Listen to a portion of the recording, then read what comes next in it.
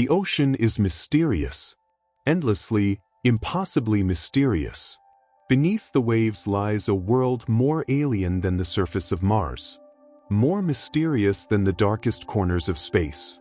Ships that vanished with their entire crews, leaving behind only questions.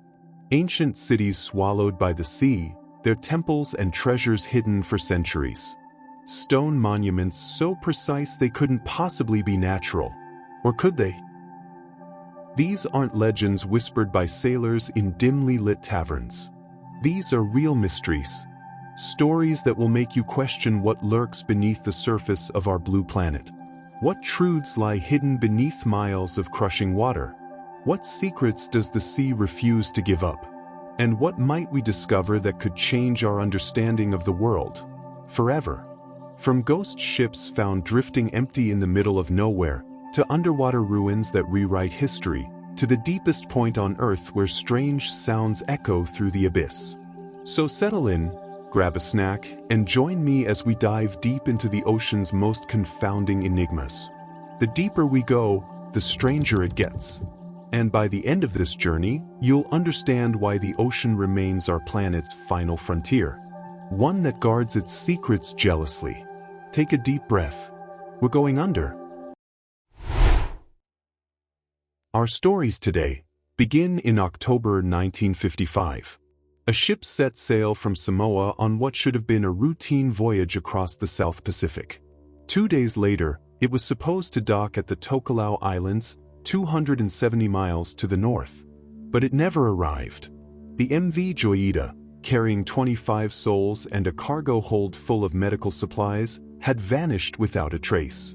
But this wasn't just another case of a ship lost at sea.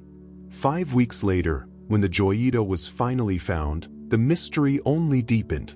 The ship was discovered drifting over 600 miles off course, listing heavily to one side and completely abandoned. Not a single person remained on board. What happened to those 25 people? Why did they abandon a ship that was still seaworthy? And what dark secrets did the empty vessel reveal when rescuers finally stepped aboard? This is the haunting story of the MV Joyita, a ghost ship that continues to drift through maritime history, carrying its unsolved mystery like a curse. The MV Joyita had lived many lives before that fateful October day. Built in 1931 as a luxurious private yacht for a Hollywood director, she was christened Little Jewel, Joyita in Spanish. During World War II, she served as a military patrol boat for the U.S. Navy, her sleek lines cutting through Pacific waters on reconnaissance missions. By 1955, her glamorous past was behind her. The Joyita had been converted into a modest merchant vessel, ferrying passengers and cargo between the scattered islands of the South Pacific. She wasn't pretty anymore, but she had a reputation. She was tough, reliable, and unsinkable. Captain Thomas "Dusty" Miller knew these waters like the back of his weathered hands. A British sailor who'd spent decades navigating the Pacific, Miller was respected throughout the region. If anyone could safely pilot a ship through these sometimes treacherous waters, it was he. On October 3, 1955, the morning sun shone across the port of Apia, Samoa, as the Joyita prepared for departure. The cargo hold was packed with medical supplies, food, timber, and other goods destined for the remote Tokelau Islands. On deck, 25 people said their goodbyes, 9 crew members and 16 passengers, including Dr. Alfred Dennis, a physician traveling to perform surgery. The weather was calm and the sea steady. There was absolutely nothing to suggest that anything would go wrong. As the Joyita's engine rumbled to life and she pulled away from the dock, families waved their loved ones from the shore. It was supposed to be a simple 2-day journey across familiar waters.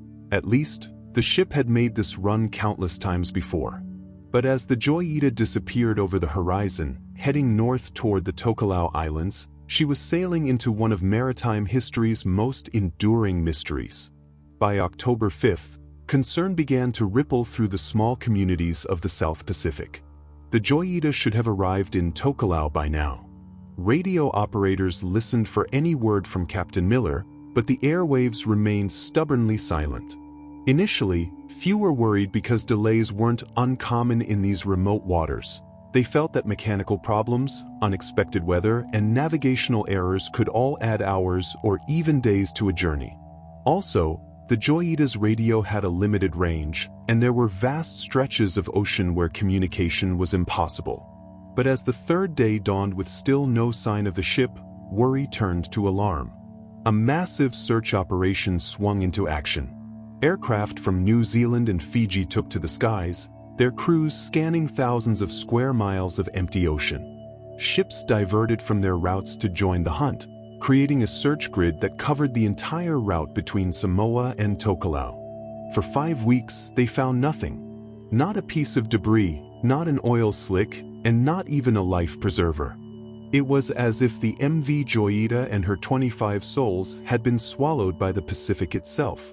The ocean, it seemed, had claimed another victim. On November 10, 1955, Captain Gerald Douglas of the merchant vessel Tuvalu was navigating waters near Vanua Levu in Fiji when something caught his eye on the horizon. At first, it looked like debris, just another piece of flotsam drifting on the endless blue. But as the Tuvalu drew closer, Douglas realized he was looking at something much more significant. It was a ship, listing heavily to one side, her deck partially submerged. The vessel appeared to be abandoned, drifting aimlessly like a ghost from another world. As they pulled alongside, Douglas could make out the name painted on the stern, MV Joyita. The missing ship had been found. But instead of answers, the discovery only deepened the mystery. When rescue crews boarded the Joyita, they stepped into a scene that would haunt maritime investigators for decades. The ship was strangely quiet, with only the sound of water lapping against her hull breaking the silence. Personal belongings were scattered throughout the cabins. In the galley, meals sat half-prepared, as if the cook had simply walked away mid-task. The lifeboats were gone, all of them. Life rafts, personal belongings, and the ship's navigational equipment had vanished along with the crew and passengers. In the radio room, the equipment was tuned to the international distress frequency, but the antenna was damaged, and its range was reduced to just 2 miles. Most chilling of all was the ship's clock. It was frozen at 10:25. Had it stopped at the exact moment disaster struck? Or was it just another random detail in an already bewildering puzzle? Blood-stained bandages were found scattered on deck, suggesting someone had been injured. But there was no indication of violence, and there were no signs of a struggle. The cargo hold, while partially flooded, contained valuable medical supplies that pirates would surely have taken. As investigators examined every inch of the Joyita, the questions multiplied faster than the answers. The ship's main engine was indeed damaged, and a broken cooling pipe had allowed water to flood the engine room. But the Joyita was built with watertight compartments and constructed of extremely buoyant cedarwood. Even with the engine room flooded, she should have remained afloat indefinitely. So why did they abandon ship? The auxiliary engine was found covered in blankets, suggesting someone had tried to protect it from damage. This indicated careful, deliberate action rather than panic. Yet the lifeboats were gone, suggesting the exact opposite, a hasty, desperate evacuation. Captain Miller's logbooks were missing, along with any documents that might have explained what happened during those final hours. Without them, investigators could only piece together fragments of the story from the physical evidence left behind. But one detail stood out. The ship was found more than 600 miles from her intended route. How had she drifted so far off course? Ocean currents could explain some deviation, but not such a massive displacement. Had the crew been trying to reach a different destination? Were they fleeing from something? Or had the ship been drifting, unmanned, for much longer than anyone realized? The case of the MV Joyita spawned dozens of theories, each attempting to explain the inexplicable disappearance of 25 people from a seaworthy vessel. Mechanical failure and panic, which is one of the most straightforward explanations, suggested that the crew, discovering water in the engine room, panicked and abandoned the ship prematurely. In the darkness of night, with the ship listing to one side, they might have believed the Joyita was sinking. But this theory struggled to explain why an experienced captain like Miller would make such a fatal error in judgment. Another theory people fell back on was mutiny. Some investigators speculated about conflict aboard the ship. Perhaps the crew had turned against Captain Miller, or passengers had challenged his decisions. But there was no evidence of violence beyond the mysterious blood-stained bandages, and a mutiny severe enough to force the abandonment of the ship should have left more obvious traces. One other theory pointed to piracy. The South Pacific wasn't lawless in 1955, but piracy wasn't unknown. Could raiders have attacked the Joyita, forcing the passengers and crew overboard? This theory gained some traction when investigators noted the missing personal belongings and navigational equipment. But pirates would likely have taken the valuable medical supplies as well, and the ship bore no signs of damage from an attack. Investigators considered a natural disaster. Probably a rogue wave, sudden storm, or underwater earthquake might have damaged the ship and terrorized those aboard. But weather records showed calm conditions throughout the Joyita's journey, and the damage to the ship was consistent with slow flooding rather than catastrophic impact. Some theories ventured into darker territory. Had the passengers and crew encountered something so terrifying that they chose to take their chances in lifeboats rather than remain aboard the ship? The blood-stained bandages suggested someone had been hurt, but what could have injured them so badly that the entire ship had to be abandoned? As investigators analyzed every clue and tested every theory, one fact remained unchanged. 25 people had vanished without a trace, leaving behind only an empty ship and a collection of unanswered questions. What do you think happened aboard the MV Joyita? Was it a tragic case of poor judgment, or something more mysterious? Drop your theories in the comments below. The story of the MV Joyita didn't end with its discovery. After being salvaged and repaired, the ship was put back into service. But her reputation preceded her like a dark cloud.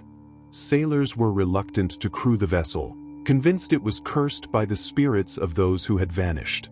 Some reported hearing strange sounds in the night, whispers in the wind, footsteps on empty decks, and the distant sound of voices calling from the water. Whether these accounts were genuine or simply the product of superstitious minds influenced by the ship's tragic history, they added another layer of mystery to the Joyita's legacy. The ship that had once been known as the Little Jewel was now seen as a harbinger of misfortune. Eventually, the Joyita fell into disrepair and was abandoned for the final time. She became a rusting monument to her own mystery, a physical reminder of the day she was found drifting empty in the Pacific. But the questions she raised continue to echo across the decades. How does a seaworthy ship lose its entire complement of passengers and crew? How do 25 people vanish without leaving so much as a final radio message? The MV Joyita stands as a testament to the ocean's power to keep its secrets. In an age of GPS tracking, satellite communication, and advanced rescue technology, it's almost impossible to imagine such a complete disappearance happening today. Almost. Because the ocean remains vast, unpredictable, and largely unexplored. Even now, ships and aircraft vanish without explanation, swallowed by waters that reveal their secrets reluctantly, if at all. The ghost of the MV Joyita serves as a reminder. The sea gives up its mysteries on its own terms, and sometimes, it chooses to keep them forever. Our second story is about the sunken city of Heracleion, Thonis, Egypt. From the haunting emptiness of an abandoned ship, we turn to a discovery that rewrote ancient history. Deep beneath the Mediterranean Sea, off the coast of Egypt, lies a city that was lost for over 1,000 years. Not destroyed by war or consumed by fire, but swallowed entirely by the sea. This is Heracleion, known to the ancient Egyptians as Thonis. It was once one of the most important ports in the ancient world. For centuries, it existed only in ancient texts and legends, a city so thoroughly vanished that scholars debated whether it had ever truly existed at all. Then, in 2000, a team of underwater archaeologists made a discovery that sent shockwaves through the academic world. They found Heracleion, lying perfectly preserved beneath 45 feet of Mediterranean water, its temples, statues, and treasures waiting in the darkness like a time capsule from the ancient world. But how does an entire city simply disappear beneath the waves? And what secrets has this underwater metropolis revealed about the ancient world we thought we understood? Before its discovery, Heracleion existed primarily in the writings of ancient historians. Herodotus, the famous Greek historian, described it as a great port city where the beautiful Helen of Troy had taken refuge with her lover Paris before the Trojan War. Ancient texts spoke of massive temples dedicated to Egyptian gods, towering statues that welcomed ships from across the Mediterranean, and a thriving commercial center where Greek and Egyptian cultures merged. But as centuries passed and new ports rose to prominence, Heracleion faded from memory. By the 8th century AD, it had vanished completely, mentioned only in dusty scrolls and academic debates. Many scholars began to question whether it had ever existed at all, or if it was simply a conflation of other ancient cities. The mystery deepened because no trace of Heracleion could be found on land. Unlike other lost cities that left ruins or foundations, this supposedly great port had disappeared so completely that its very existence became myth. Dr. Frank Gaudio, a French underwater archaeologist, had spent decades searching for lost civilizations beneath the world's oceans. In the late 1990s, he turned his attention to the waters off Alexandria, Egypt, convinced that the remains of ancient cities lay hidden beneath the Mediterranean. Using advanced sonar and magnetic detection equipment, Gaudio's team began methodically scanning the seafloor. The waters off the Egyptian coast were murky and challenging, filled with silt and debris that made underwater exploration difficult and dangerous. For months, they found nothing but empty seabed and scattered pottery fragments. But Gaudio persisted. He was driven by ancient accounts that placed a major port city somewhere in these waters. Then, on a morning in 2000, their instruments detected something extraordinary: massive stone structures lying on the ocean floor, arranged in patterns that suggested human construction. As divers descended through the murky water, their lights began to illuminate shapes that shouldn't exist in this underwater wilderness. What they found defied imagination. Rising from the seafloor like monuments from another world were massive stone statues, some over 15 feet tall. Their faces were serene and unchanged after more than a millennium beneath the waves.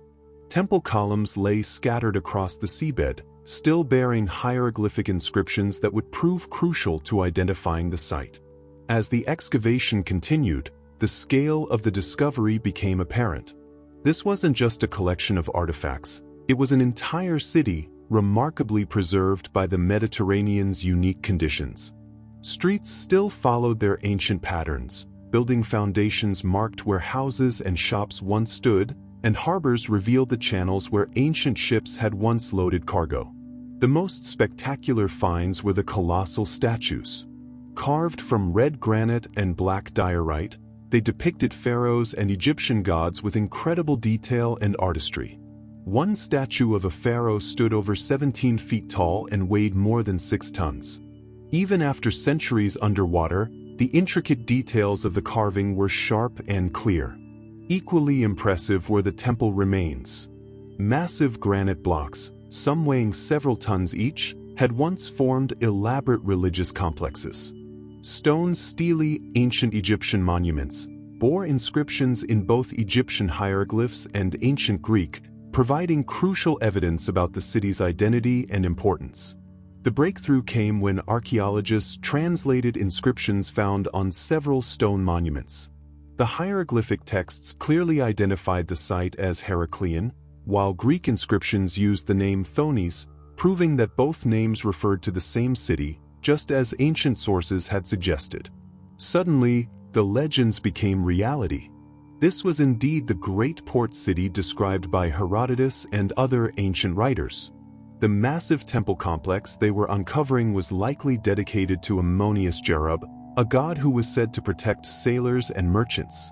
Carbon dating of organic materials found at the site confirmed that Heracleion had been a thriving city from at least the 8th century BC through the 8th century AD, over 1,500 years of continuous habitation.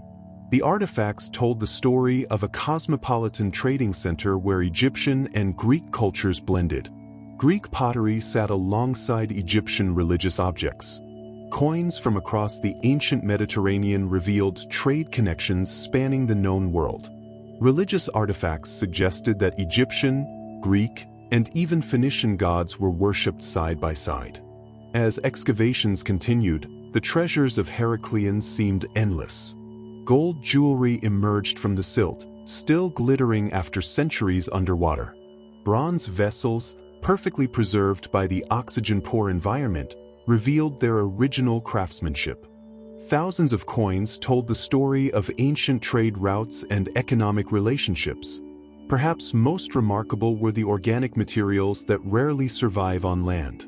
Wooden ship timbers, rope fragments, and even leather goods had been preserved by the unique underwater conditions. These finds provided unprecedented insights into ancient maritime technology and daily life. Religious artifacts were particularly abundant. Bronze statues of Egyptian gods, ceremonial vessels, and temple decorations suggested that Heracleion had not just been a commercial center but a major religious site. Pilgrims likely traveled from across the ancient world to worship at its temples. The discovery of ancient anchors and ship parts painted a picture of a bustling harbor where vessels from across the Mediterranean came to trade. Some of the anchors were massive, suggesting that very large ships regularly visited the port, an evidence of Heracleion's importance in ancient maritime commerce. But perhaps the most intriguing finds were the personal items: mirrors, combs, jewelry, and household objects that revealed the daily lives of Heracleion's residents. These intimate artifacts made the vanished city feel real, populated by people who had lives, hopes, and dreams much like our own. As archaeologists pieced together Heracleion's story, one question loomed large: how does an entire major city disappear beneath the sea? The answer lay in the unique geology of Egypt's Nile Delta region. Ancient Heracleion was built on sediment deposited by the Nile River over thousands of years. While this fertile land was perfect for agriculture and trade, it was also inherently unstable.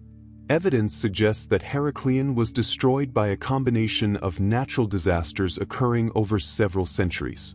Earthquake damage is visible on many structures, indicating that seismic activity repeatedly struck the city. The weight of massive stone buildings on soft delta sediment would have made the foundations unstable even under normal conditions. But the final blow appears to have come from soil liquefaction, a phenomenon where saturated soil loses its strength during an earthquake and behaves like quicksand. When this happened, entire buildings would have sunk rapidly into the ground, taking the city's inhabitants with them. Rising sea levels, possibly caused by climate change or shifts in the Nile's flow, would have completed the process, gradually submerging the ruins until they disappeared entirely beneath the Mediterranean. Evidence of this catastrophic sinking can be seen throughout the ruins. Buildings appear to have collapsed suddenly, with valuable objects still in place as if their owners had no time to retrieve them. The arrangement of artifacts suggests a rapid disaster rather than gradual abandonment. The discovery of Heracleion has forced historians to reconsider their understanding of the ancient world. This wasn't just another port city. It was clearly a major center of power, religion, and commerce whose importance had been dramatically underestimated. The religious artifacts suggest that Heracleion played a crucial role in ancient Egyptian spirituality, possibly serving as the primary port for religious pilgrimages to Egyptian temples. The mixing of Egyptian and Greek religious objects indicates a level of cultural integration that was more sophisticated than previously understood. The scale and quality of the artifacts also reveal that Heracleion was far wealthier and more influential than ancient texts had suggested. The massive statues and temple complexes required enormous resources and skilled craftsmen, indicating a city at the height of ancient civilization. Perhaps most significantly, The discovery has shown how much of ancient history literally lies beneath the waves. If a city as important as Heracleion could vanish so completely, how many other lost civilizations might be waiting to be discovered in the world's oceans? The excavation of Heracleion continues today, with new discoveries made each diving season. Each artifact, each building foundation, each preserved street adds another piece to the puzzle of this remarkable lost city. But questions remain. What was daily life like for Heracleon's residents? How did they react as their city began to sink? And what other secrets lie buried in the unexplored sections of the site? What amazes you most about Heracleion? The fact that an entire city could vanish so completely, or that it's been so perfectly preserved underwater? Share your thoughts in the comments. The story of Heracleion reminds us that the ocean is not just a barrier between lands, but a vast museum holding the treasures and secrets of civilizations lost to time.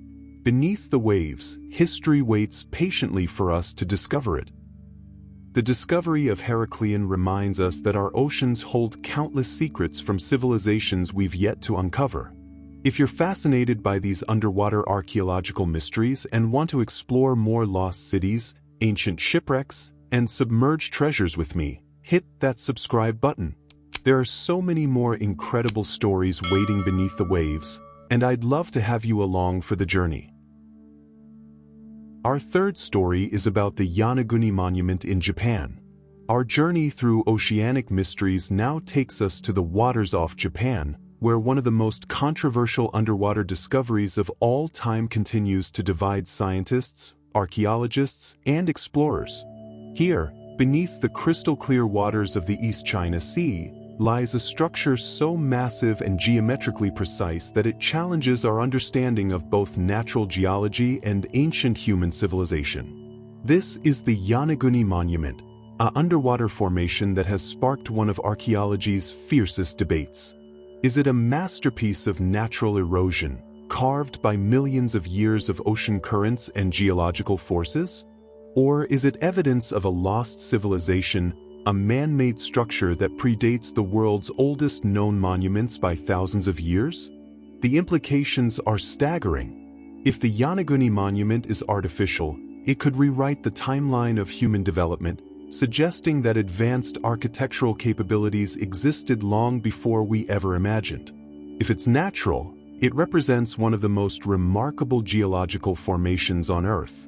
But the monument keeps its secrets well, lying silent beneath 100 feet of water, waiting for us to solve its ancient riddle.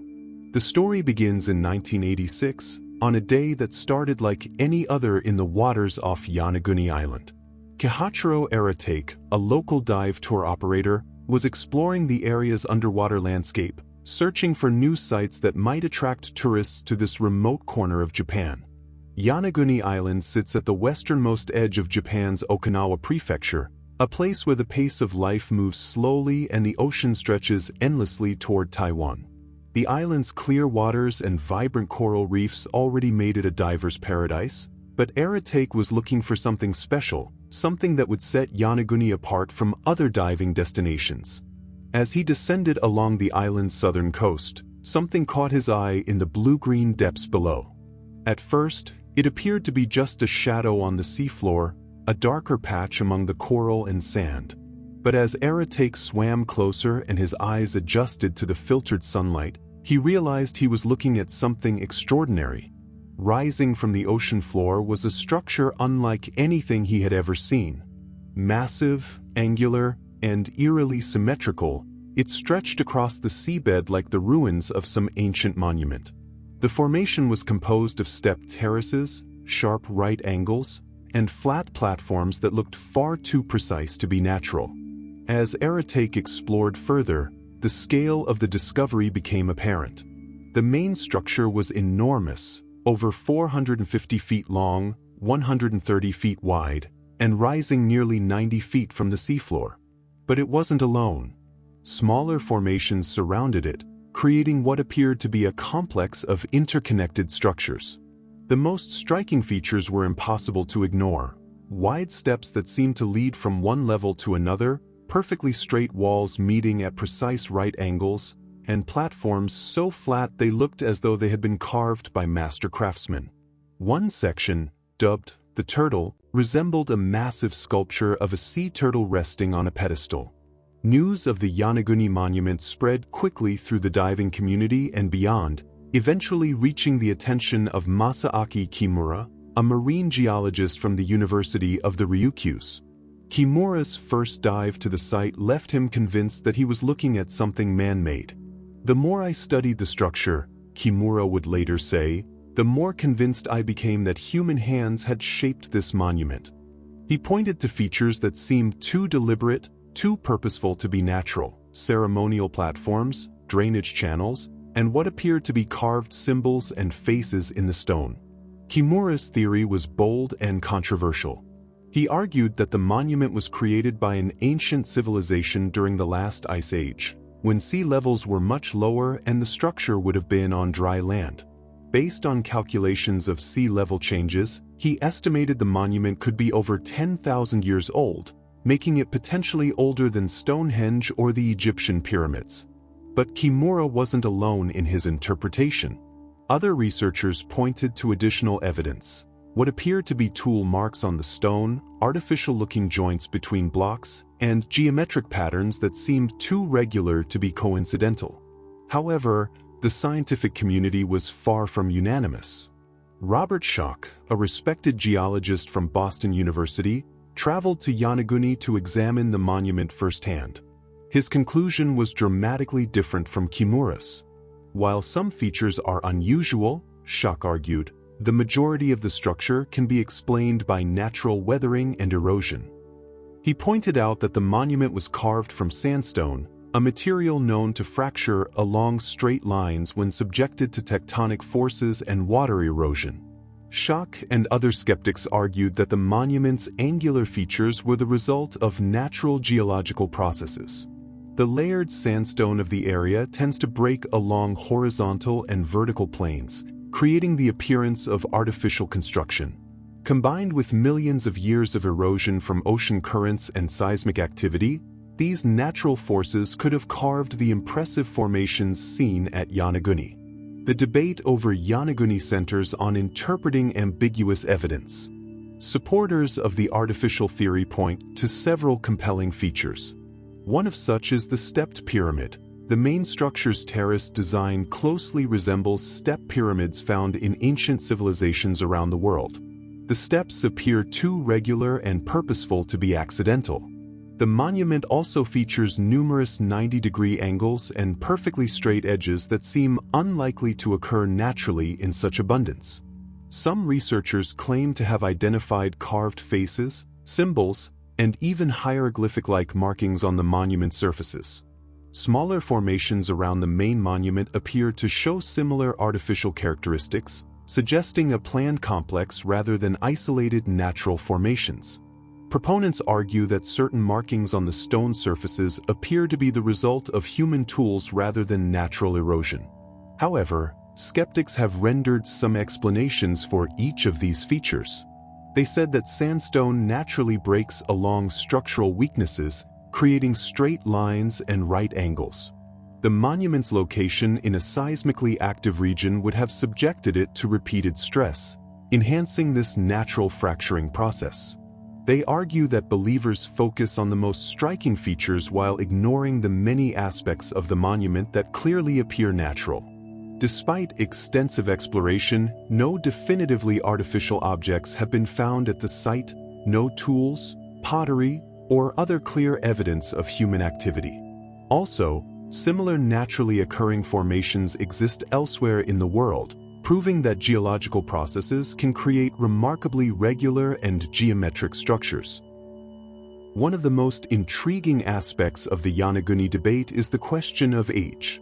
If the monument is artificial, when was it built? The structure lies beneath 100 feet of water. For it to have been constructed on dry land, sea levels would have had to be significantly lower than they are today. This places any potential construction date during the last ice age, when ocean levels were indeed much lower due to water being locked up in massive glaciers. Kimura and other proponents argue that the monument could date back 12,000 years or more, a time when conventional archaeology tells us that humans were just beginning to develop agriculture and had not yet built any known monumental architecture. This timeline is revolutionary and controversial. If correct, it would suggest that human civilization achieved architectural sophistication thousands of years earlier than currently believed. It would mean that while our ancestors in other parts of the world were still hunting and gathering, the people of ancient Japan were quarrying massive blocks of stone and constructing elaborate monuments. But skeptics point out that dating a submerged structure based on sea level changes is notoriously difficult and unreliable. Ocean levels have fluctuated many times throughout history, and local geological activity could have caused the monument to sink regardless of global sea level changes. Without carbon-datable organic material or other definitive dating methods, the monument's age remains a matter of speculation rather than scientific fact. Diving at Yonaguni is an otherworldly experience. As you descend through the clear blue water, the monument gradually emerges from the depths like a vision from an ancient dream. The massive stone terraces seem to stretch endlessly in all directions, their geometric precision startling against the organic curves of the surrounding coral reef. Swimming along the monument's walls, divers report a profound sense of mystery and wonder. Whether natural or artificial, the structure is undeniably impressive, a testament to the incredible forces that shape our planet, whether geological or human. The monument's surfaces are encrusted with colorful marine life.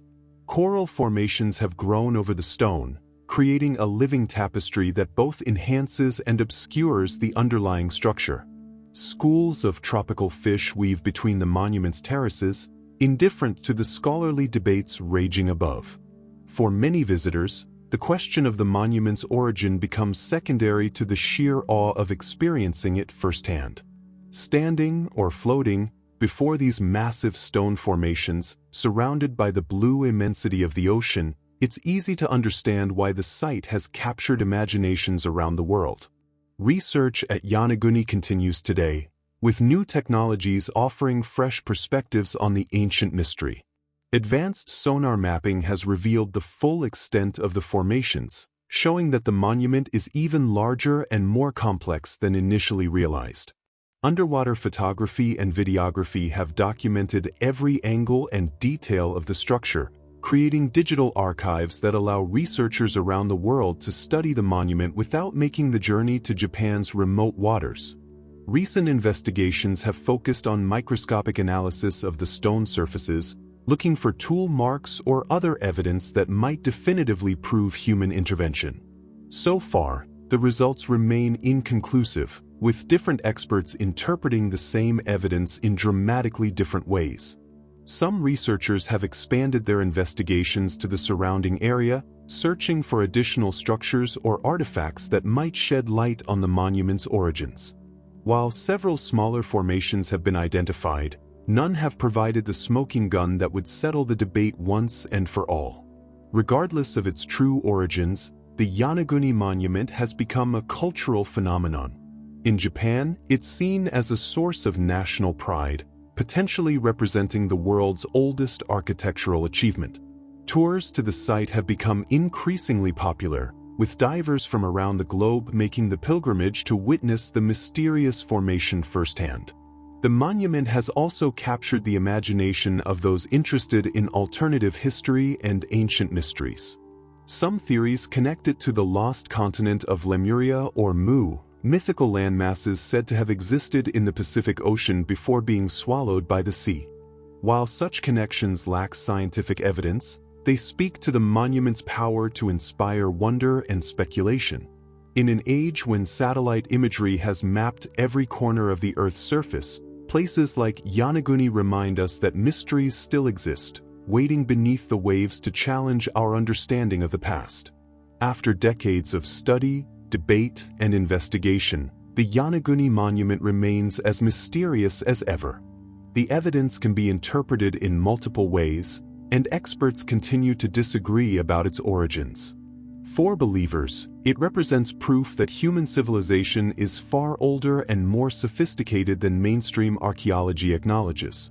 The monument stands as evidence of a lost chapter in human history, a time when advanced cultures flourished in regions now lost beneath the sea. For skeptics, it serves as a reminder of the incredible power of natural geological processes to create formations that can fool even trained observers. The monument demonstrates that nature is the ultimate architect, capable of creating structures that rival anything humans have built. Perhaps the truth lies somewhere between these extremes. Maybe the monument began as a natural formation that was later modified by human hands. Or perhaps it represents a case where natural and artificial features are so closely intertwined that separating them is impossible. What do you think? Does the Yonaguni monument represent the remains of an ancient civilization, or is it a masterpiece of natural geology? Could there be evidence we haven't found yet that might solve the mystery once and for all? Whether you believe the Yonaguni monument is natural or artificial, one thing is certain: our planet still holds mysteries that challenge everything we think we know. If these underwater enigmas spark your curiosity like they do mine, consider subscribing.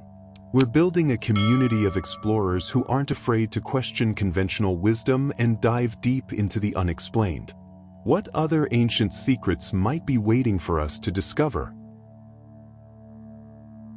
Our fourth adventure is about the mystery of the Challenger Deep. From the shallow waters off Japan, we now descend into the deepest, darkest reaches of our planet's oceans. Here, in a place so remote and hostile that it makes outer space seem welcoming, lies the ultimate frontier of earthbound exploration. This is the Challenger Deep, the deepest known point in our oceans, plunging nearly 7 miles beneath the Pacific surface. It's a place where the pressure would crush a human body in an instant, where darkness reigns eternal, and where strange sounds echo through the abyss, sounds that have no explanation. But the Challenger Deep isn't just about depth. It's about the unknown creatures that call this alien world home, the geological forces that created this scar in the Earth's crust, and the mysterious acoustic phenomena that suggest our planet's deepest places harbor secrets we've barely begun to understand. What lies at the bottom of the world's deepest trench? And what are those haunting sounds that emerge from the darkness below? To understand the Challenger Deep, you must first grasp its sheer scale. Imagine Mount Everest, the tallest peak on Earth. Now imagine it turned upside down and plunged into the ocean. The Challenger Deep is deeper than Everest is tall by more than a mile. Located in the Mariana Trench in the Western Pacific, this underwater canyon represents one of the most extreme environments on our planet. The pressure at the bottom is over 1,000 times greater than at sea level, enough to crush a submarine like an empty can. Temperatures hover just above freezing, and no sunlight has ever penetrated these depths. Yet somehow, impossibly, life exists here. The Challenger Deep was first discovered in 1875 by the crew of HMS Challenger, a British research vessel conducting one of the world's first comprehensive oceanographic surveys. Using weighted ropes, they measured depths that seemed impossible, so deep they challenged the very understanding of what Earth's oceans contained. For decades, the Challenger Deep remained more concept than reality, a theoretical point so remote and hostile that actually reaching it seemed like science fiction. In 1960, two men decided to change that forever. Jacques Picard and Don Walsh climbed into a craft called the Trieste, essentially a steel sphere suspended beneath massive tanks of gasoline for buoyancy. It was a crude but ingenious design, built specifically to withstand the crushing pressure of the deep ocean. As they descended through the layers of the ocean, the world outside their small porthole grew progressively darker and stranger. In the sunlight zone, colorful fish and marine life surrounded them. In the twilight zone, bioluminescent creatures created an otherworldly light show, their bodies glowing like stars in the darkness. But as they descended deeper, life became increasingly rare and bizarre. At 20,000 feet, the pressure was already crushing, 600 times greater than at sea level. The walls of their craft groaned and creaked ominously, reminding them constantly of their fragility in this hostile environment. After nearly 5 hours of descent, They reached the bottom, 35,814 feet below the surface. They had achieved what no human had ever done before, reached the deepest point on Earth. What they found was both inspiring and humbling. The seafloor was a flat, featureless plain of sediment and clay. But incredibly, they spotted life, a flatfish swimming along the bottom, proving that even in Earth's most extreme environment, biology finds a way to survive. They spent only 20 minutes at the bottom before beginning their ascent, but those 20 minutes opened a new chapter in human exploration. The discovery of life in the Challenger Deep was revolutionary, but it was only the beginning. Subsequent expeditions using robotic submersibles have revealed an entire ecosystem thriving in conditions that should be lethal to any living thing. Strange, translucent creatures drift through the darkness, amphipods the size of your thumb, sea cucumbers that look like alien sculptures, and microbial mats that carpet the seafloor like living blankets. These organisms have adapted to survive in ways that challenge our understanding of biology itself. They live without sunlight, drawing energy from chemical reactions instead of photosynthesis. Their bodies are specially adapted to handle the crushing pressure.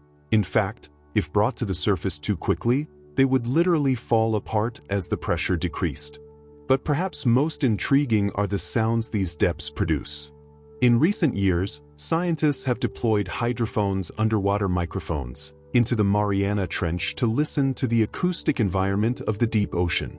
What they recorded has puzzled researchers and sparked endless speculation. The most famous of these recordings is known as the Western Pacific Biotwang, a sound first captured in 2014 that defies easy explanation.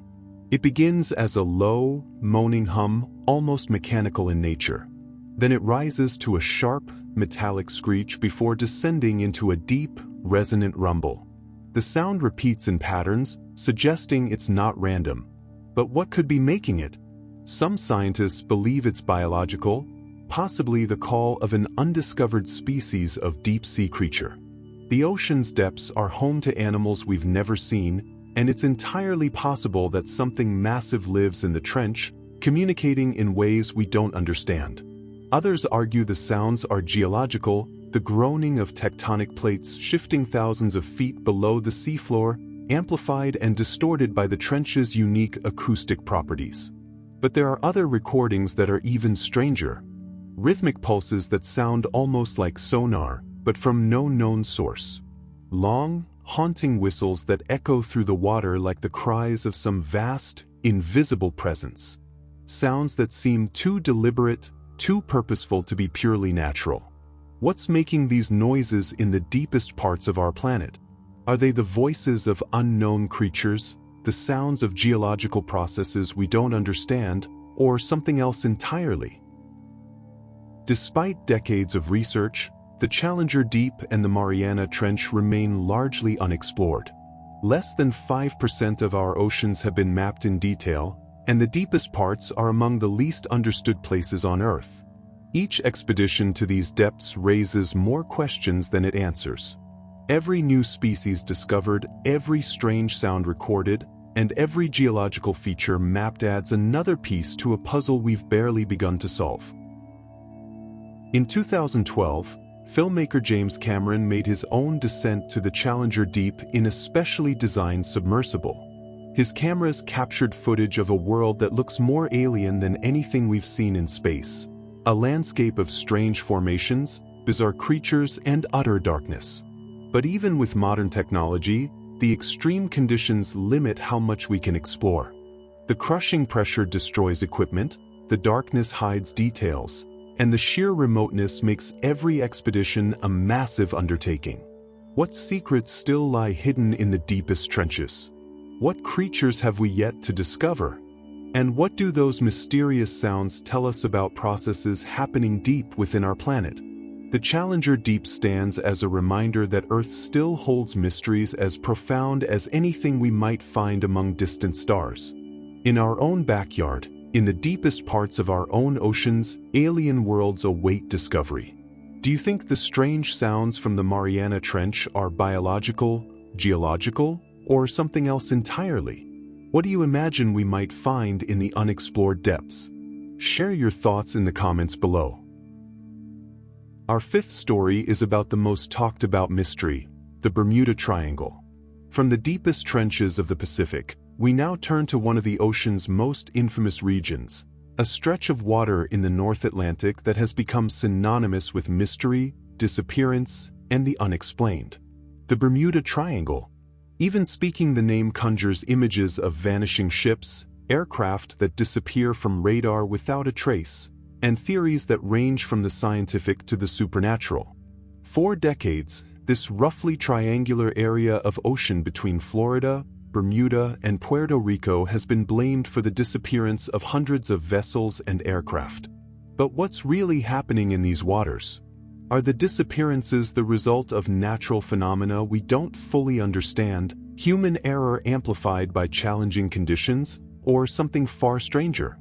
The stories that emerge from the Bermuda Triangle read like maritime horror fiction, except for one crucial detail: they're all true. The legend of the Bermuda Triangle began long before it had a name. For centuries, sailors reported strange experiences in these waters: compasses spinning wildly, instruments failing without explanation, and an unsettling feeling that they were being watched by unseen eyes. But it wasn't until the 20th century that these isolated incidents began to form a pattern, and that pattern began to take on a life of its own. The modern mystery of the Bermuda Triangle can be traced to December 5, 1945, and an event that would become one of the most famous disappearances in aviation history: the loss of Flight 19. 5 Navy TBM Avenger torpedo bombers took off from Fort Lauderdale, Florida, on what should have been a routine training mission. The flight plan was simple: fly east, conduct practice bombing runs, then return to base. The weather was clear, the aircraft were in perfect condition, and all 5 pilots were experienced aviators. But 2 hours into the flight, something went wrong. Radio transmissions from Flight 19 began to paint a picture of confusion and growing panic. The flight leader, Lieutenant Charles Taylor, reported that his compass was malfunctioning. Then other pilots chimed in. Their compasses were spinning erratically too. "We don't know which way is west," Taylor radioed. "Everything looks wrong. Even the ocean doesn't look as it should." As the hours passed, the transmissions became increasingly desperate. The pilots seemed to be flying in circles, unable to determine their position despite perfect visibility. Their compasses pointed in different directions, and their instruments gave contradictory readings. Then, as fuel ran low and panic set in, the transmissions suddenly stopped. Flight 19 had vanished without a trace. A massive search and rescue operation was launched immediately. One of the rescue aircraft, a PBM Mariner seaplane with 13 crew members aboard, also disappeared. No wreckage was ever found from any of the 6 aircraft. 27 men had simply vanished over a stretch of ocean that should have been as safe as any in the world. The Flight 19 incident might have remained an isolated tragedy if not for what happened next. In the years and decades that followed, more disappearances occurred in the same general area of the Atlantic. Ships of all sizes vanished, from small pleasure craft to massive cargo vessels. Aircraft disappeared from radar screens, their last transmissions often describing instrument failures or navigation problems. In many cases, no distress signals were sent, no wreckage was recovered, and no explanation could be found. The SS Marine Sulphur Queen, a 524-foot tanker, disappeared in 1963 with 39 crew members. Only a few life preservers were ever found. A DC-3 aircraft vanished in 1948 while flying from Puerto Rico to Miami. The last transmission from the pilot was routine: "We are approaching the field, only 50 miles out." The plane was never seen again. The yacht Witchcraft disappeared in 1967 just 1 mile off the coast of Miami. The Coast Guard received a call from the captain requesting a tow for a minor problem, but when rescue vessels arrived at the exact coordinates, they found nothing but empty ocean. Each disappearance added another piece to a growing puzzle. What was it about this particular stretch of ocean that seemed to swallow vessels and aircraft without a trace? In 1964, writer Vincent Gaddis coined the term Bermuda Triangle in an article for Argosy magazine. He drew lines connecting the approximate locations of various disappearances and noted they formed a roughly triangular pattern. The triangle, as defined by Gaddis and later writers, encompassed an area of approximately 500,000 square miles of ocean. Within this zone, Gaddis argued, ships and aircraft disappeared at a rate far higher than could be explained by coincidence or normal maritime hazards. The concept captured the public imagination immediately. Books were written, documentaries were produced, and the Bermuda Triangle became a cultural phenomenon. The more stories that emerged, the more mysterious the area seemed to become. But was the mystery real, or was it a product of selective reporting and sensationalism? As the legend of the Bermuda Triangle grew, scientists and researchers began to examine the claims more critically. What they found was both reassuring and disappointing to those who preferred mystery to mundane explanation. First, they looked at the statistics. Was the rate of disappearances in the Bermuda Triangle actually higher than in other heavily traveled areas of ocean? The answer, according to the U.S. Coast Guard and other maritime authorities, was no. When adjusted for the volume of traffic, the Bermuda Triangle showed no higher rate of incidents than any other busy shipping lane or flight corridor. The area is one of the most heavily traveled regions of ocean in the world. Thousands of ships and aircraft pass through it every year without incident. The few that do disappear, while tragic, represent a tiny fraction of the total traffic. Second, researchers examined the specific cases that had been used to build the triangle's reputation. In many instances, they found that key details had been omitted or exaggerated in popular accounts. The weather during many disappearances, for example, was far from the clear conditions often reported. The Bermuda Triangle lies in a region prone to sudden, violent storms that can destroy aircraft and sink ships with little warning. Some of the mysterious disappearances occurred far outside the triangle's supposed boundaries but were included to make the pattern seem more compelling. Even if the Bermuda Triangle doesn't claim vessels at a statistically unusual rate, the individual disappearances remain real tragedies that demand explanation. Scientists have identified several natural phenomena that could account for many of the mysterious incidents. The Bermuda Triangle is one of the few places on Earth where magnetic north and true north align perfectly. This can cause compass readings to vary from what pilots and navigators expect, potentially leading to navigation errors. The powerful Gulf Stream current runs through the Bermuda Triangle, capable of quickly carrying wreckage far from a crash site. This could explain why debris from some incidents is never recovered. Some researchers have proposed that deposits of methane hydrates on the seafloor could occasionally release massive bubbles of gas. These bubbles could theoretically reduce the density of seawater enough to cause ships to lose buoyancy and sink rapidly. While this phenomenon has been observed in other locations, there's no direct evidence it occurs in the Bermuda Triangle. Many disappearances can be attributed to pilot error, mechanical failure, or poor decision-making factors that occur worldwide but may be more likely to prove fatal in the challenging conditions of the North Atlantic. Despite scientific explanations for many incidents, some cases remain genuinely puzzling. Even skeptics acknowledge that certain disappearances in the Bermuda Triangle defy easy explanation. The Flight 19 incident, for example, involved experienced pilots in good weather conditions. The multiple compass failures reported by different aircraft suggest something unusual was affecting navigation instruments. While theories exist, none fully explain all aspects of what happened. Other cases involve modern vessels with advanced navigation and communication equipment disappearing without sending distress signals, something that should be virtually impossible with today's technology. Perhaps most intriguingly, some incidents involve reported encounters with unusual phenomena before the disappearances. Pilots and ship captains have described seeing strange lights, experiencing sudden fog banks in clear weather, or finding their instruments behaving erratically for no apparent reason. Are these reports evidence of unknown natural phenomena, Or are they the product of stress, fear, and the human tendency to find patterns where none exist? The Bermuda Triangle has inspired theories that go far beyond conventional science. Some propose that the area is a portal to other dimensions, where ships and aircraft slip through tears in the fabric of spacetime. Others suggest it's the site of an ancient alien base, or that it contains technology from the lost civilization of Atlantis. While these theories lack scientific evidence, they speak to something deeper about human nature, our fascination with the unknown and our need to find meaning in random events. The ocean itself seems to encourage such thinking. It's vast, largely unexplored, and capable of swallowing evidence of its secrets without a trace.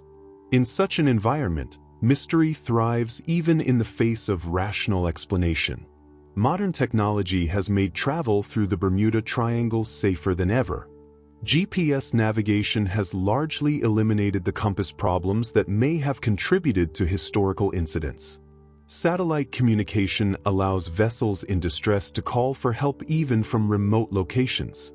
Weather forecasting has improved dramatically, giving pilots and ship captains advance warning of dangerous conditions. Yet disappearances still occur, though less frequently than in the past. Each new incident reignites debate about whether the Bermuda Triangle represents a genuine anomaly or simply the normal hazards of ocean travel amplified by human imagination. Commercial airlines fly through the area daily without incident. Cruise ships carry thousands of passengers safely across its waters.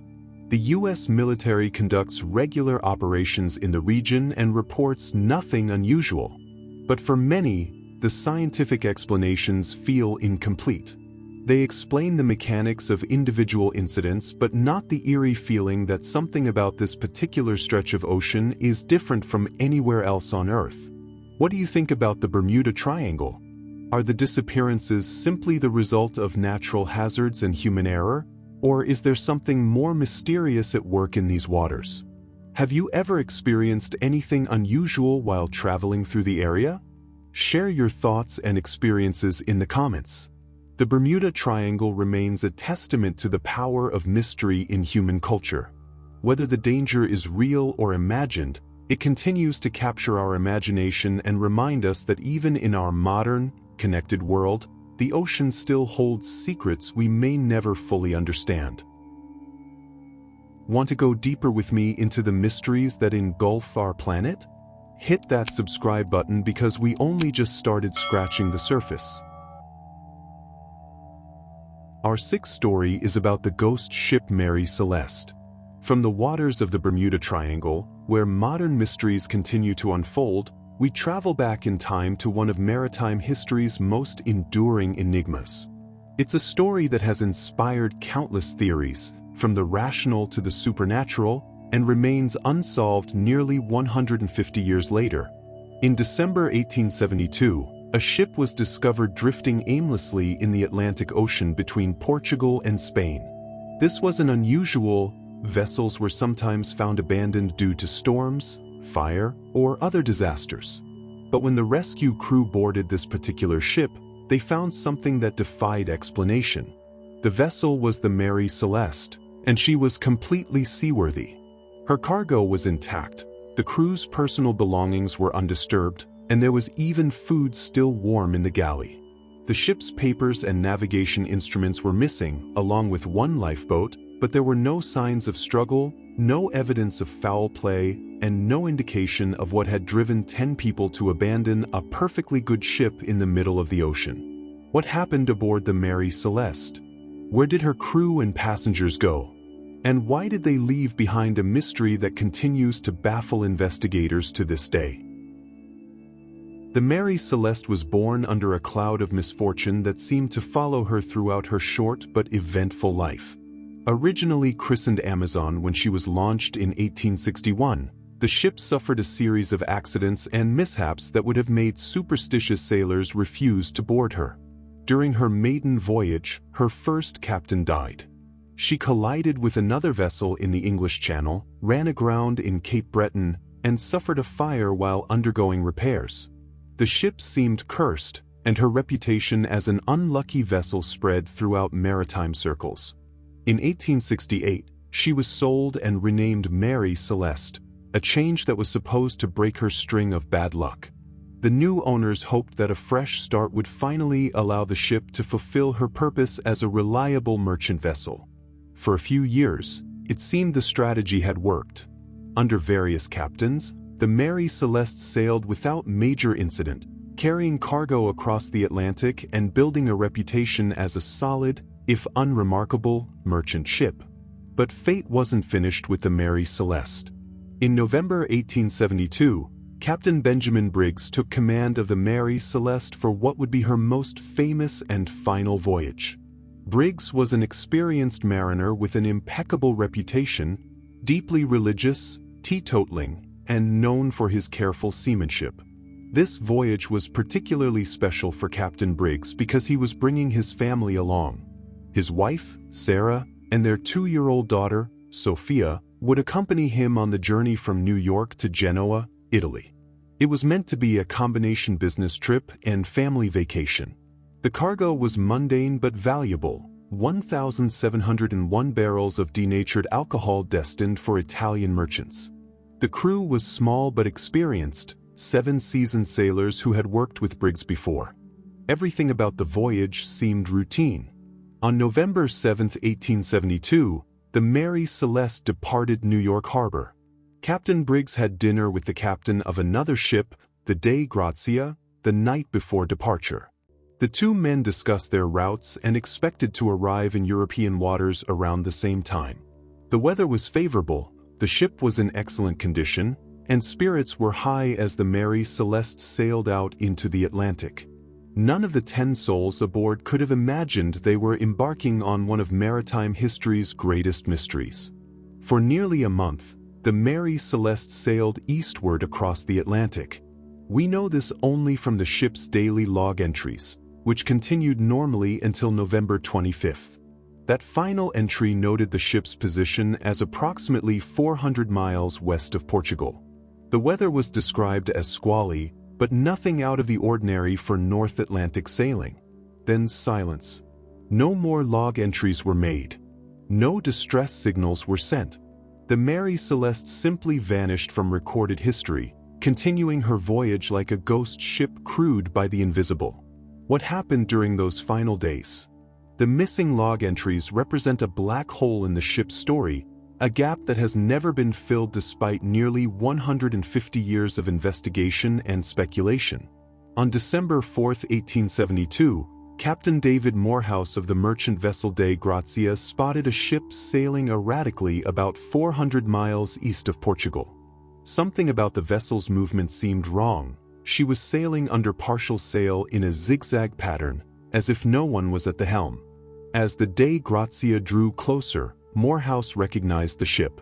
It was the Mary Celeste, the very vessel whose captain he had dined with just a month earlier in New York.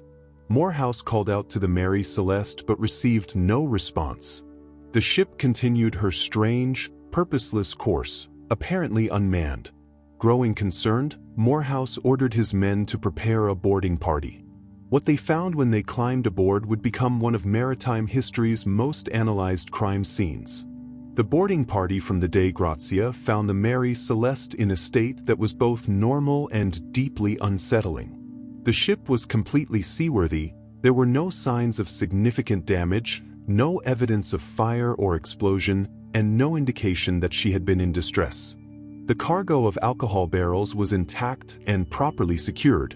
Only 9 barrels showed signs of damage, and the alcohol they contained was still present.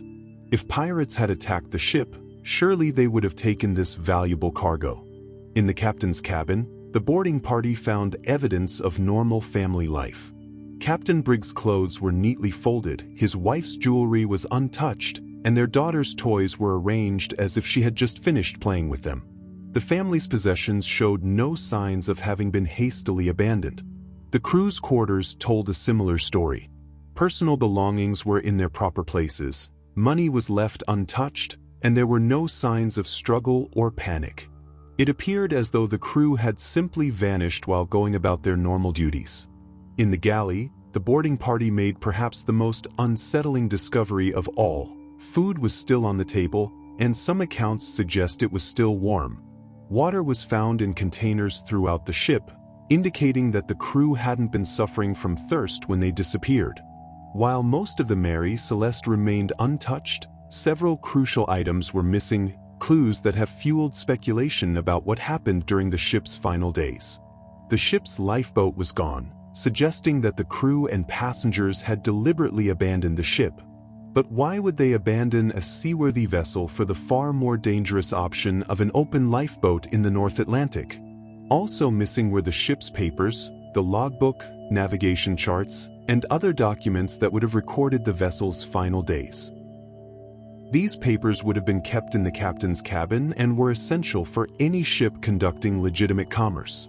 The ship's chronometer and sextant, crucial navigation instruments, were also absent. These expensive and essential tools suggested that whoever left the ship had planned to continue navigating, but where were they going and why? One other detail troubled investigators. A sword was found under the captain's bed, its blade marked with what appeared to be blood. However, testing later proved the substance was not blood, and the sword's presence was ultimately deemed irrelevant to the mystery. The mystery of the Mary Celeste spawned dozens of theories, ranging from the plausible to the fantastic. Each theory attempts to explain why 10 people would abandon a perfectly good ship, but none has ever been proven definitively. Some investigators proposed that fumes from the alcohol cargo had created an explosion risk. The crew, fearing the ship would blow up, might have taken to the lifeboat temporarily. However, this theory fails to explain why they never returned to the ship, which showed no signs of explosion damage. Pirates could have killed the crew and passengers, then abandoned the ship for unknown reasons. But this theory is undermined by the fact that the valuable cargo was left untouched, and there were no signs of violence aboard the ship. Perhaps the crew had turned against Captain Briggs and his family. But Briggs was known as a fair and competent captain, and the crew had worked with him before without incident. Additionally, the crew's personal belongings were left behind, suggesting they hadn't planned to leave permanently. An underwater earthquake could have caused the ship to behave erratically, frightening the crew into abandoning what they thought was a sinking vessel. This theory has some merit, as the area where the Mary Celeste was found is seismically active. A sudden, violent weather event could have damaged the ship's rigging or created conditions that made abandonment seem necessary. However, the ship showed no signs of severe weather damage. Some suggested that Captain Briggs had deliberately abandoned the ship as part of an insurance scheme. This theory was popular in some circles but is undermined by Briggs' excellent reputation and the fact that he brought his family along, hardly the action of someone planning fraud. As news of the Mary Celeste spread, more exotic theories began to emerge. The complete lack of explanation for the crew's disappearance seemed to invite supernatural speculation. Some suggested that the ship had encountered sea monsters or been attacked by giant squids. Others proposed that the crew had been abducted by aliens or had sailed through some kind of dimensional portal. Perhaps most famously, Sir Arthur Conan Doyle, creator of Sherlock Holmes, wrote a fictional account of the Mary Celeste mystery that included elements of supernatural horror. While clearly fiction, Doyle's story influenced public perception of the case and added to its mystique. These supernatural theories, while unsupported by evidence, reflect the profound unease that the Mary Celeste mystery provokes. The complete absence of explanation seems to demand extraordinary possibilities. In recent decades, researchers have applied modern forensic techniques to the Mary Celeste mystery, but the passage of time has made definitive answers impossible. Computer modeling of ocean currents has been used to track where the ship's lifeboat might have drifted, but the vast area of possibility makes finding any remains unlikely after 150 years. Analysis of the ship's construction and the cargo has provided new insights into conditions aboard, but no smoking gun that would solve the mystery definitively. Some modern investigators have focused on the psychological aspects of the case. What combination of factors could have caused an experienced captain to make the seemingly irrational decision to abandon ship? Fear, whether rational or not, might have been the key factor. The Mary Celeste herself survived her mysterious voyage, though her reputation was forever changed. After being salvaged by the crew of the Dei Grazia, she was returned to service under new ownership. But the ship's unlucky reputation followed her. Several subsequent owners found her difficult to operate profitably, and she changed hands multiple times. Crews were reluctant to serve aboard a ship with such an ominous history. In 1885, the Mary Celeste met her final end when her then-owner, Captain Gilman Parker, deliberately wrecked her on a reef near Haiti as part of an insurance fraud scheme. Parker was caught and prosecuted, but the legendary ship was destroyed, taking her secrets with her to the bottom of the sea. Nearly 150 years after the Mary Celeste was found drifting empty in the Atlantic, the mystery of what happened to her crew and passengers remains unsolved. The case has been investigated by maritime authorities, amateur detectives, and professional researchers, but no theory has ever been proven conclusively. Perhaps that's fitting for a mystery that seems to exist at the intersection of the rational and the inexplicable. The Mary Celeste represents something that our logical minds struggle to accept, that sometimes, even with all the evidence in the world, some questions simply cannot be answered. The ship's story reminds us that the ocean is still a place where the impossible can happen, where experienced sailors can make decisions that seem to defy logic, and where the line between fact and mystery becomes blurred. What do you think happened to the crew of the Mary Celeste? Do you believe there's a rational explanation we haven't discovered yet? Or does this mystery point to something beyond our understanding? What would make you abandon a perfectly good ship in the middle of the ocean? The Mary Celeste continues to sail through our imaginations, a ghost ship carrying its unsolved mystery across the centuries, reminding us that some secrets of the sea may never be revealed. Our seventh story is about the Baltic Sea Anomaly. In the summer of 2011, the Baltic Sea held its breath. Deep beneath its dark waters, something waited, something that would spark a mystery lasting over a decade. It began with a routine search. The Swedish treasure hunting team Ocean X was scouring the seabed for valuable shipwrecks, their sonar equipment methodically mapping the seafloor 300 feet below. The Baltic Sea, with its relatively shallow depths and countless historical wrecks, was a treasure hunter's paradise. But what they found that day wasn't treasure, at least, not the kind they were looking for. Peter Lindberg, the team leader, watched his sonar screen with growing confusion. There, etched in green lines against the black background, was an image that made no sense. A perfectly circular object, 60 feet in diameter, sitting motionless on the seabed. Around it, strange drag marks stretched across the sand like the tracks of some massive, unknown creature. It looked like something had crashed, Lindberg would later recall, his voice carrying the weight of disbelief. Like it had skidded across the seafloor and come to rest.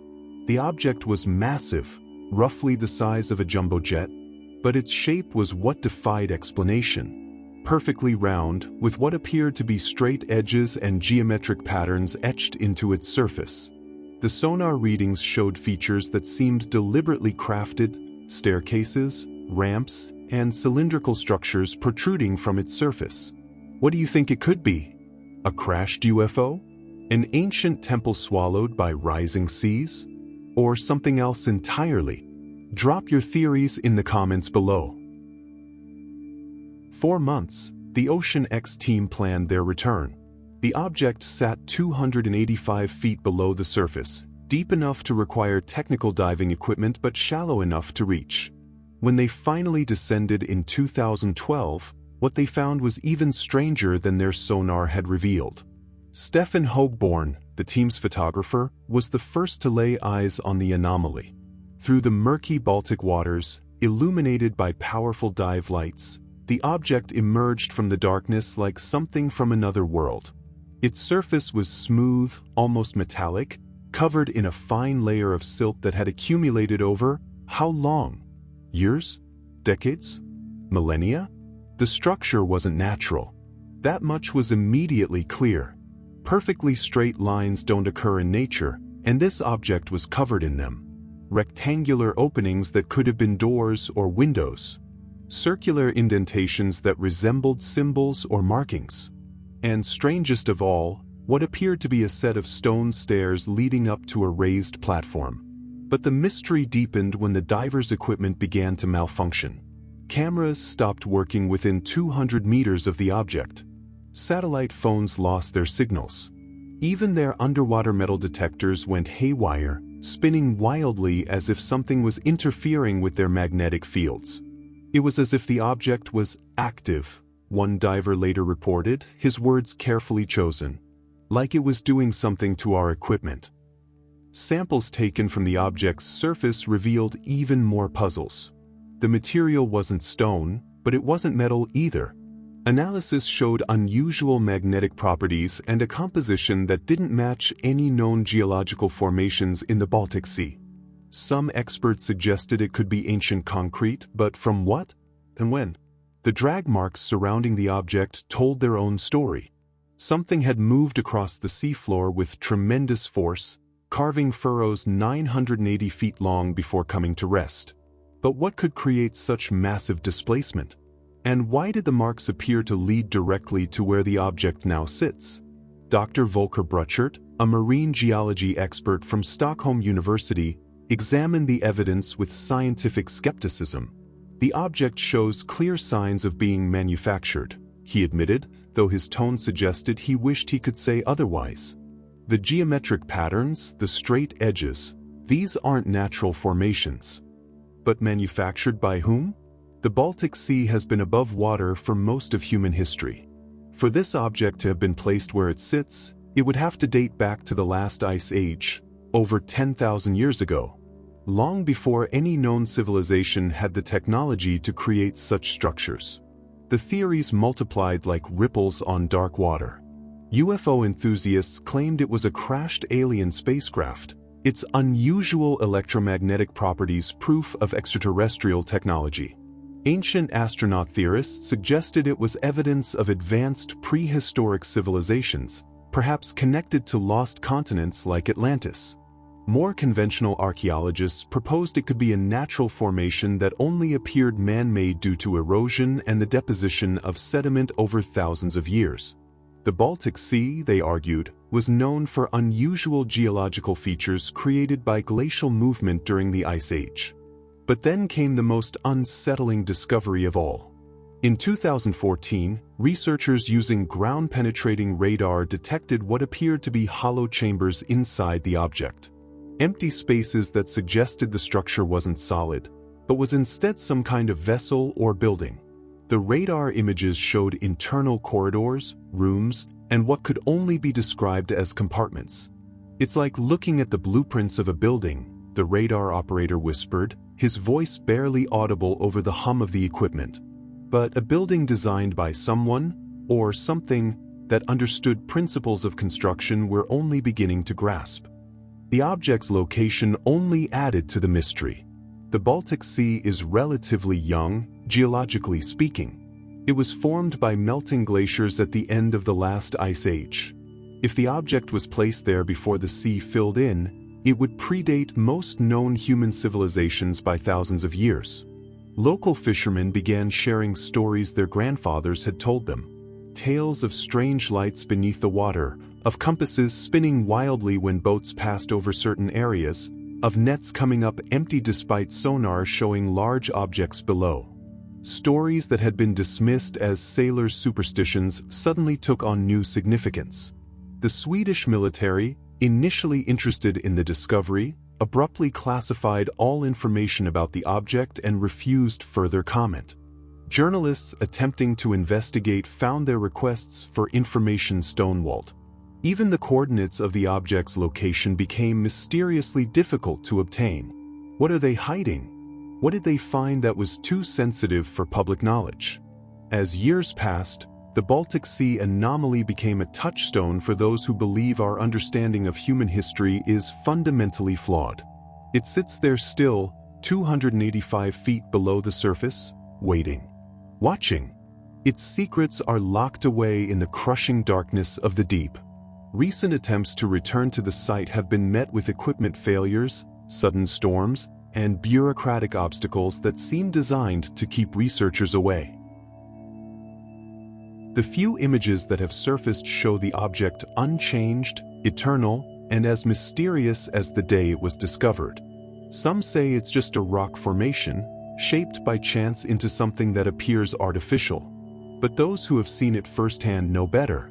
They describe a sense of presence, of intelligence, that defies rational explanation. The Baltic Sea Anomaly remains one of our planet's most confounding mysteries. A perfect circle of stone and metal sitting on the seafloor, defying every attempt at explanation.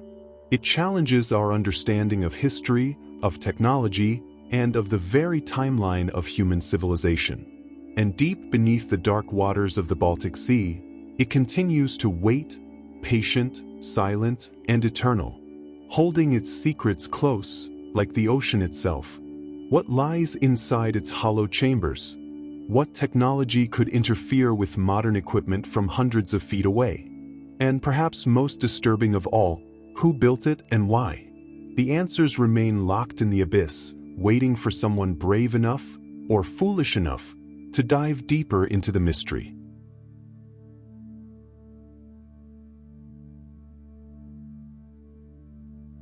Our last story is about the USS Cyclops. Our final journey into the ocean's mysteries takes us back to the waters of the Bermuda Triangle, to a disappearance so complete and baffling that it remains the U.S. Navy's single greatest non-combat maritime loss of life. In March 1918, as World War I raged across the globe, a massive American cargo ship called the USS Cyclops departed from Barbados bound for Baltimore.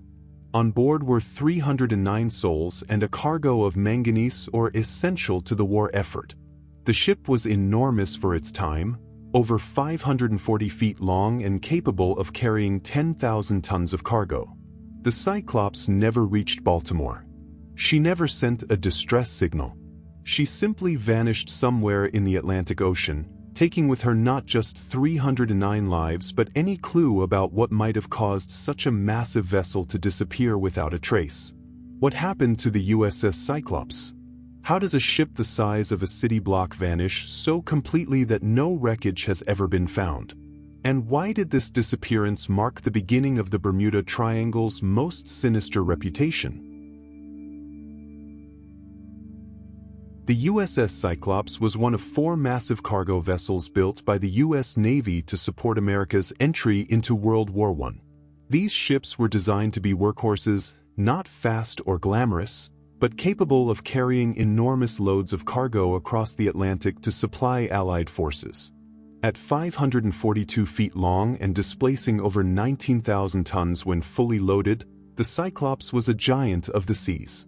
Her single massive cargo hold could carry enough supplies to sustain thousands of troops for months. She was powered by a single steam engine that drove her through the water at a respectable, if unspectacular, pace. But the Cyclops was more than just a cargo hauler. During her brief career, she had carried everything from coal to exotic animals, adapting to whatever mission the Navy required. In early 1918, with the war reaching its climax, her mission was crucial: transport strategic materials from the Caribbean to American ports. The ship's captain was Lieutenant Commander George W.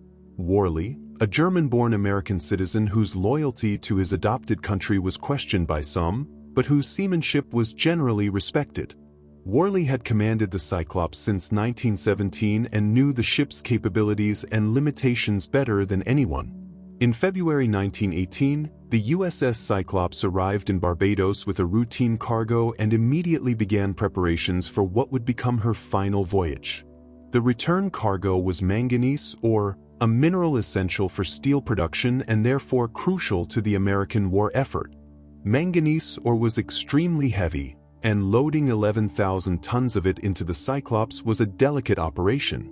The ship's cargo hold had to be carefully balanced to prevent the vessel from becoming unstable in rough seas.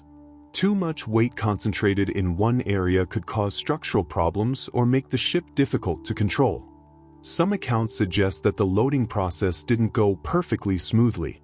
The ore was reportedly loaded unevenly, causing the ship to develop a list, a slight tilt to one side that indicated the cargo wasn't properly balanced. However, this was considered a minor issue that could be corrected during the voyage. On March 4, 1918, the USS Cyclops departed Barbados bound for Baltimore. Captain Worley had filed a routine sailing plan and expected the journey to take approximately 2 weeks. The weather was fair, and there was nothing to suggest the voyage would be anything other than routine. The ship carried her usual crew of about 280 men, plus 29 passengers, mostly civilians and a few military personnel traveling back to the United States.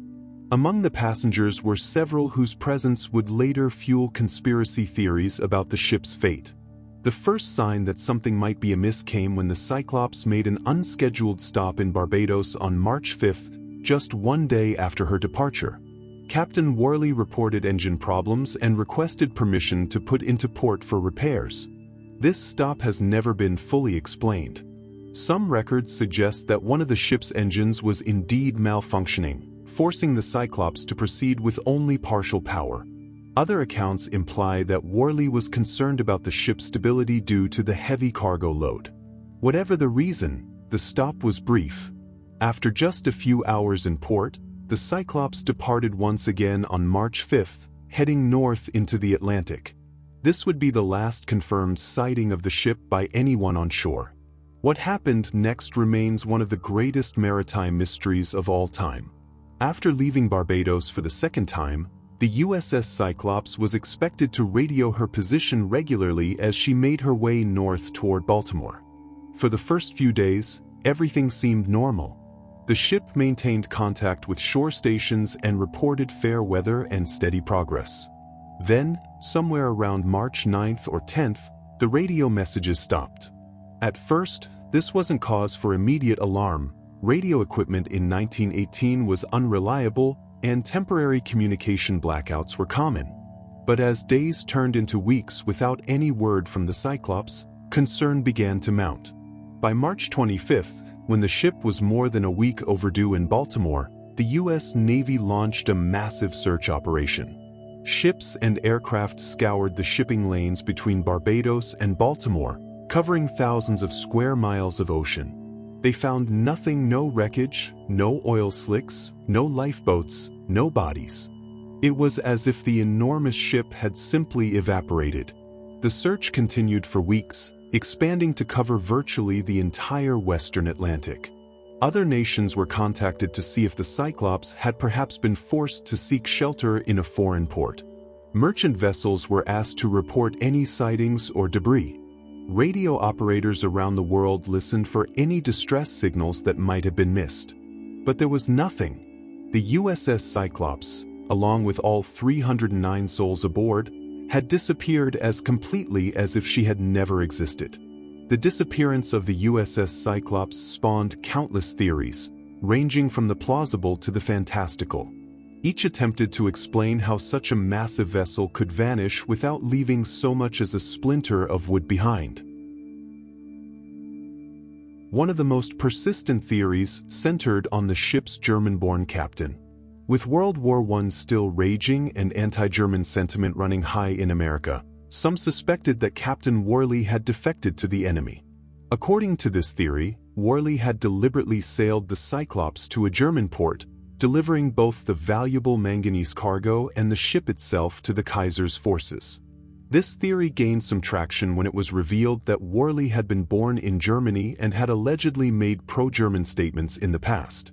However, investigators found no evidence that Worley had any contact with German agents, and his naval record showed years of faithful service to the United States. Another theory focused on the ship's cargo. Manganese ore was not only valuable but extremely heavy. Some experts suggested that the 11,000 tons of ore might have shifted during rough weather, causing the ship to become unstable and capsize. The Cyclops was known to have developed a list while loading, and if the cargo broke loose during a storm, it could have caused catastrophic flooding. But this theory had problems too. Even if the ship had capsized quickly, there should have been some debris, life preservers, cargo containers, and wooden fixtures. The complete absence of any wreckage suggested something more sudden and complete than a typical capsizing. Structural failure was another possibility. The Cyclops-class ships were built quickly during wartime and may have had design flaws or construction defects. The enormous stress of carrying 11,000 tons of cargo could have caused the ship's hull to crack catastrophically, sending her to the bottom in minutes. Some proposed that the ship had encountered a German U-boat and been sunk without warning. German submarines were active in the Western Atlantic in 1918, and they had previously sunk merchant vessels without allowing time for distress calls. However, after the war, German naval records were examined, and no U-boat claimed credit for sinking the Cyclops. The disappearance of the USS Cyclops occurred in what would later become known as the Bermuda Triangle, the area of the Atlantic Ocean bounded roughly by Miami, Bermuda, and Puerto Rico. While the term Bermuda Triangle wasn't coined until the 1960s, the Cyclops case would eventually become the foundation stone of the triangle's sinister reputation. Over the decades following the Cyclops' disappearance, other ships and aircraft would vanish in the same general area. Writers and researchers would point to these incidents as evidence of some supernatural or extraterrestrial phenomenon operating in the region. The USS Cyclops, as the largest and most mysterious of these disappearances, would be cited again and again as proof that something strange was happening in the Bermuda Triangle. But modern analysis suggests that the Bermuda Triangle's reputation may be largely mythical. The area sees heavy shipping and air traffic, making it statistically likely that accidents would occur there. When examined individually, most Bermuda Triangle disappearances have mundane explanations: storms, mechanical failure, human error, or simple tragedies of the sea. The USS Cyclops, however, remains genuinely mysterious. Even stripped of supernatural speculation, her disappearance defies easy explanation. More than a century after the USS Cyclops vanished, her fate remains unknown. Despite advances in underwater exploration and shipwreck detection, no trace of the vessel has ever been found. The ocean floor along her probable route has been surveyed multiple times, revealing other wrecks but never the Cyclops. Modern maritime experts have proposed new theories based on a better understanding of naval engineering and ocean conditions. Some suggest that the ship may have encountered a rogue wave, a single enormous wave capable of overwhelming even large vessels. Others point to the possibility of a catastrophic boiler explosion that could have destroyed the ship so completely that little debris remained. Climate records from 1918 show that the Cyclops would have passed through an area of the Atlantic known for sudden, violent storms. A hurricane or severe squall could have caught the heavily loaded, possibly unstable ship at precisely the wrong moment, sending her to the bottom before anyone could send a distress signal. But for all these theories, the truth is we simply don't know what happened to the USS Cyclops. She remains the U.S. Navy's greatest peacetime maritime mystery, a ghost ship whose story refuses to be laid to rest. The men who sailed aboard her, 280 crew members and 29 passengers, deserve to be remembered not just as statistics in a maritime mystery, but as individuals who were serving their country during one of history's great conflicts. They were fathers and sons, husbands and brothers, whose families waited in vain for news that would never come. The story of the USS Cyclops reminds us that for all our technological advances, the ocean remains a place of mystery and danger. Even today, ships occasionally vanish without explanation, though modern communication and tracking systems make such complete disappearances far less likely. The Cyclops also serves as a sobering reminder of the ocean's power. No matter how large or well-built our vessels, they are still tiny compared to the vast forces of wind and wave that rule the sea. The Atlantic Ocean that swallowed the Cyclops covers over 40 million square miles and reaches depths of more than 27,000 feet. In such immensity, even a 540-foot ship becomes insignificant. Perhaps that's the most important lesson of the USS Cyclops: humility in the face of the unknown. The ocean keeps its secrets jealously, and sometimes those secrets are never revealed. The 309 souls aboard the Cyclops took their story with them into the deep, leaving behind only questions that may never be answered. The USS Cyclops and all these ocean mysteries remind us that even in our modern world, the sea keeps its secrets jealously. If you've enjoyed this journey through maritime history's greatest enigmas, and you want to continue exploring the unexplained together, I'd be honored to have you subscribe. Drop a comment below. Which of these mysteries intrigued you most, and what ocean enigma would you like us to investigate next? The deep blue holds so many more stories, and every one of you makes this exploration more meaningful. As we conclude our journey through the ocean's greatest mysteries, from the submerged enigma of Yonaguni to the ghostly MV Joyita, from the crushing depths of the Challenger Deep to the vanished USS Cyclops, we're reminded of how much of our world remains unexplored and unexplained. The sea that covers more than 70% of our planet's surface is still largely unknown to us. Its depths hold wonders and terrors in equal measure, stories that challenge our understanding of the natural world and our place within it. What secrets still lie beneath the waves? What mysteries are we yet to discover? The ocean doesn't give up its secrets easily, but for those brave enough to ask the questions, it offers glimpses of wonders beyond imagination. The USS Cyclops and her lost crew remain out there somewhere, resting in the deep waters of the Atlantic. Until the sea decides to reveal her secrets, they will continue to sail on in the realm of mystery, a reminder that some questions may never be answered, and some stories may never have an ending. But perhaps that's as it should be. The ocean's mysteries are part of what makes it so compelling, so worthy of our respect and wonder. They remind us that we are still explorers on our own planet, still discovering, still learning, still marveling at the unknown. And in that spirit of wonder and mystery, our journey ends where it began, with questions that lead us ever deeper into the blue. The ocean's mysteries continue to captivate us, reminding us how much of our world remains unexplored. What do you think happened to the USS Cyclops? Share your thoughts, and remember, the deep has more stories to tell. We've only just begun to listen.